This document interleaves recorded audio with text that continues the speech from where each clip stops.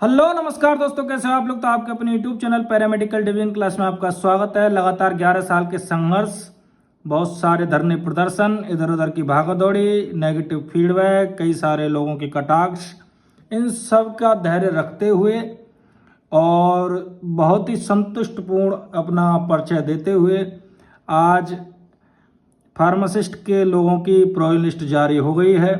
बहुत ही खुशी का मौका है और आप सबने इतना इंतज़ार किया, उसका परिणाम ये निकला कि आज आपकी प्रोविजन सूची का जो आपको देखनी थी वो काम पूरा हो गया है।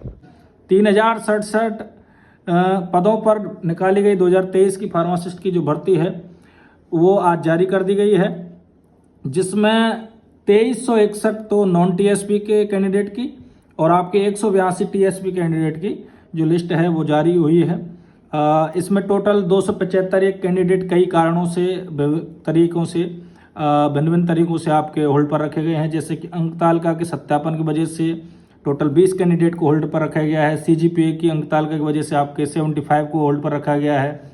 औषधि नियंत्रण से जो प्राप्त रिपोर्ट है उसके आधार पर अद्यतन जो है उसके आधार पर 58 को होल्ड पर रखा गया है।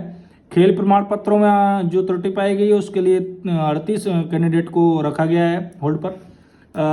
इसी प्रकार से आपके राजस्थान फार्मेसी काउंसिल से जो रजिस्ट्रेशन के सत्यापन जो हुए हैं उसके लिए आपके 22 कैंडिडेट को, इसी प्रकार एसएमएस से जो जिन्होंने दिव्यांगता का जो सर्टिफिकेट बनवाया है उसमें जो कमियां दिखाई दी हैं, अद्यतन जो कमी दिखाई दी हैं उसके लिए आपके 19 कैंडिडेट को होल्ड पर रखा गया है।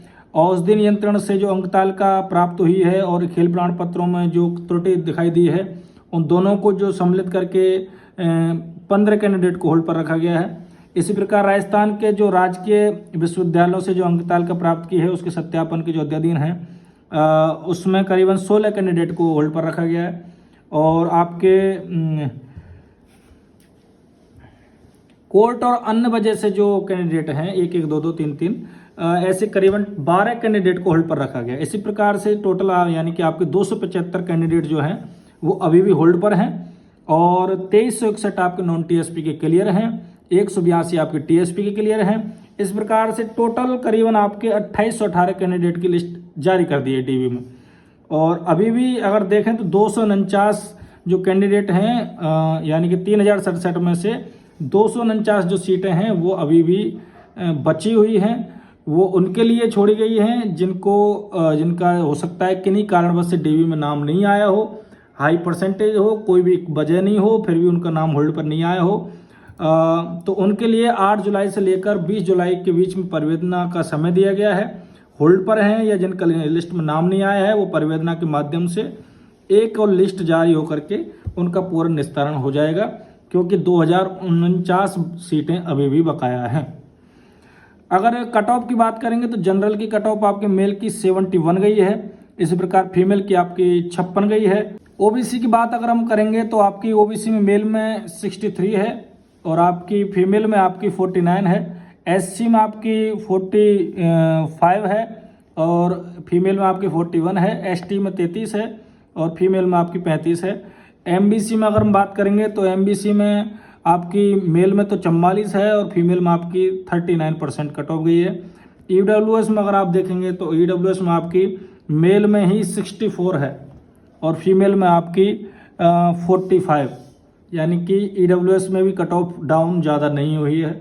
इस प्रकार की आपकी कट ऑफ है और डीवी में किस तरीके से आपके कैंडिडेट हैं, कितने कितने कैंडिडेट होल्ड पर रखे गए हैं, कितने कैंडिडेट का लिस्ट जारी हुआ है और 249 आपकी सीटें बची हुई हैं।